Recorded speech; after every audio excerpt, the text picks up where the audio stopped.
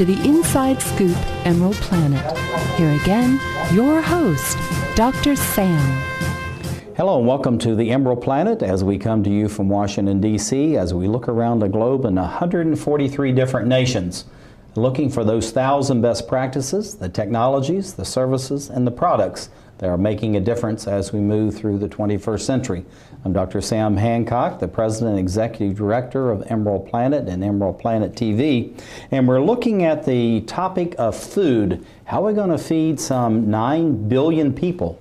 That's actually 2 billion more on the planet than what we have right now, and so there needs to be a concerted effort to use all of the resources that we have, and as we move forward is to actually produce not just to sustain society but actually to create an abundance. And so we have two people that are actually working on that and moving forward in order to make sure that we create an abundance within the urban areas. As many people know, 54% of the global population now are in urban areas, and by 2050, over 70% will be in urban areas. So I have Benjamin Bartley, who is the Mobile Market Director. I love what you're doing, Benjamin. We're going to see what that's all about in a minute or two. That's the Arcadia Center for Sustainable Food and Agriculture. And Anita Adalja, who is the urban food grower of the Common Good City Farm. And welcome to both of you. Benjamin, I'm going to go over and talk about your bus that you have. Tell us about the bus. We have taken an old school bus and essentially retrofitted it to be a farmer's market on wheels. Arcadia has its own farm out in Alexandria, Virginia, but we use the bus to go into communities that don't have access to healthy, affordable food.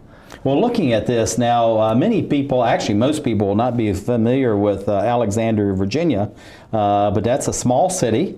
And it has a small footprint as far as the area for the city itself, but even the home.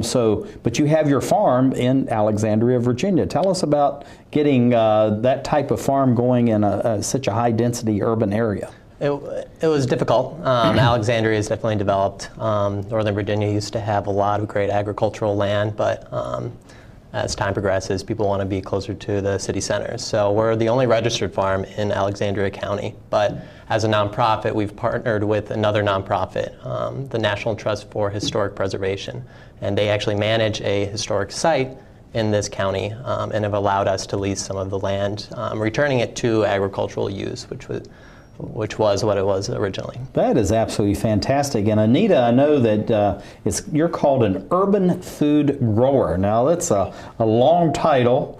I guess they used to call them farmers, but actually now there's a different title. So tell us about the title itself.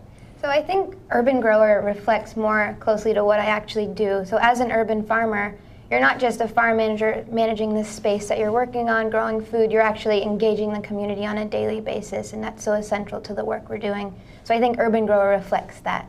I tell you, it's really a great title that you have, Anita, and it really does reflect, as we move through the 21st century, because you think of the farmers, they're out in the country, they're isolated, they're doing their own thing, they may share a few ideas amongst themselves, and but you're in an urban area where people drive by, you may have thousands of people going by your site every day, and they're looking out saying, what's going on over there? So how do you reach out into the community so people really know who you are and what you're doing?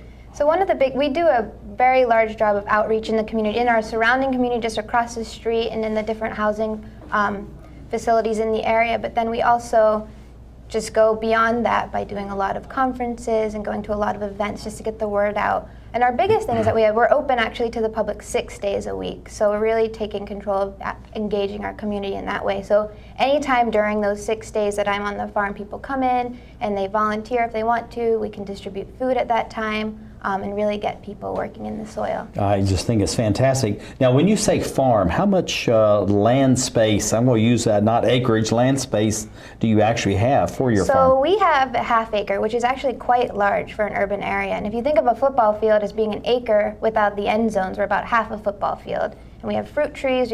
Actually in DC, we have a very old set of fruit trees that are really productive. So a lot of folks come out to check those out too. Oh, so and really what you're doing is you're creating a special green space, almost like a green lung or a carbon sump, as they call it. And so there's many positive things going on with what you're doing. Benjamin, talking about the bus, this farm to bus to customer, what's that transition? How do you select? How do you get what it is that you're actually taking out into the community to provide the consumers there? How does that transaction happen? It's a lot of work, but agriculture is a lot of work to begin with. As a producer, we grow a lot of the vegetables on site, and simply put, I have the bus at the farm. We load up the crates. I put them in the refrigerators on the bus, and I go to designated spots that I go to every week, just like a farmer's market, and set up shop. And some of the photos you might have seen, a lot of the market actually just extends outside the bus. So in that way, it reflects an open air market. Folks can peruse as they like, but similar to what Anita was saying, it does also entail a lot of outreach. We built markets from scratch, so that entails a lot of work with community partners where I park the bus. One of my stops being Common Good City Farm. So you always have to be strategic on where you bring the bus to make sure that you're meeting the need of the communities. Our mission is to serve low-income, low-food access food deserts, but also then make sure that people know that you're there. So that's flyering, that's going to the local churches, that's making sure that people know that you're there and that you're having healthy, affordable food and that they can use their food assistance benefits at those markets. I know working in the inner city in a number of cities where we're actually building very specialized, highly energy efficient homes, we used to do the same thing. We used to go door to door, take little cookbooks, anything that just to get people to know us. And, be some sites where they're constantly vandalized and all that. Over about a 10-year period, we never lost anything, and people would come out when we were there and they just stand around and just make sure things were going well. If we needed an extra pair of hands, they would provide it. Benjamin, and what you're doing, are you finding that same kind of gung-ho and support in the community because they know who you are and what it is that you're trying to do through the bus? I would say that we have a good deal of community buy-in. It does take going to your market stops on a regular basis a while before you can build that trust, but we had great success. We needed to grow a lot at our own farm, but we're a proud partner of Common Good City Farm because we also source from other sustainable producers to meet a need that is truly there. There's this misconception that food deserts exist because folks living there don't know how to prepare the foods or don't want to spend their money on these products. But the fact is we were frequently selling out of food at my market stops and had to find more producers to help meet that growing need. But the community is definitely invested and really appreciative of the service. I think it's fantastic. Anita, I know looking at these photographs, it looks like you had people from the community coming in and planting and weeding and really becoming involved also in the harvest. So how do you go out in the community and have people come in? Do you have employees? Are you doing all this with volunteers? Just what is the organizational structure that you have for the farm? So we actually have a very small staff, and we rely a lot on volunteers, but our flagship program is called Green Tomorrows, and that's how we really get out into the community. If you live in DC and you make less than a DC living wage, if you come on our farm for 2 hours a week to volunteer, lend a hand, and actually learn farming, we distribute up to 10 pounds of produce per visit per week. Oh, that is absolutely incredible. Yeah, so that's where we 10 get pounds of food, that's a lot of food. It's a lot of food. Yeah, so you can feed actually multiple members of extended families then. Right, our hope is to feed a family of 4 for a week on what we give, and we give a lot more than that during peak season. That's absolutely incredible. I didn't realize that you were doing that. So looking at the bus and the Common Good City Farm, Benjamin, how's that relationship evolved over time, and how do you see that growing and expanding itself in the future? Well, this was our pilot season with the bus. I know Common Good has had a number of years under its belt, but in the nonprofit agricultural world, a lot of these organizations are closely linked, and partnerships are key because it's a very steep learning curve, and if you're going to be doing it sustainably, you want to be troubleshooting with your peers on how to do so. But yeah, it's been a great relationship. I loved bringing the bus there this past year and hope to do so again in 2013. Anita, looking at what happens as far as the volunteers and the people within the communities, how do you feel like that you're changing attitudes as far as fresh fruit, vegetables, herbs, and incorporating that into the cooking that goes on within each individual family, and maybe even encouraging people to go back and actually start cooking again instead of just using prepared foods? Yeah, so what we do in addition to distributing food is we really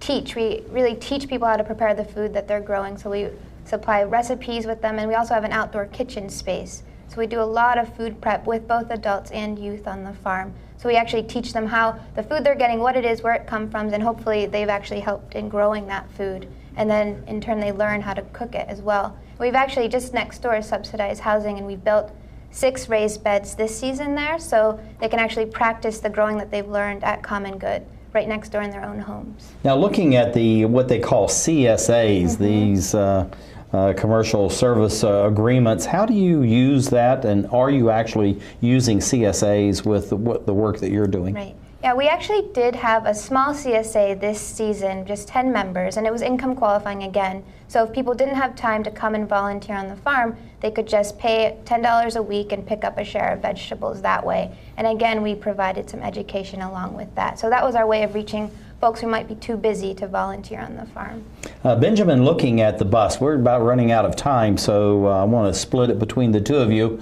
What do you see for the future of the bus itself, and how are you addressing this issue of the food deserts? Well, we're a mobile market, so ideally in the longer term I'm going to work myself out of a job, and showing that there's a demand in these communities and eventually passing on that demand to a corner store or something more sustainable so we can bring the bus elsewhere. But for 2013, I just hope to bring the bus to many of the same stops as well as expand to a few more communities of need. So you're reaching out more and more. Anita, looking at what you're doing as far as working with the Common Good City Farm and then through your Arcadia Center for Sustainable Food and Agriculture, what do you see for the future? I hope to see a lot more of what we have, partnerships opening up in all urban areas, because there's definitely a very high need for it. Well, it's fantastic. I just love what you're doing. Benjamin, I had a chance to see your bus some months ago, and I just love the idea, the concept. And Anita, it's great that you're doing this urban farming, and I just love your title as far as what you're doing. And thank you for being with us as we create the Emerald Planet.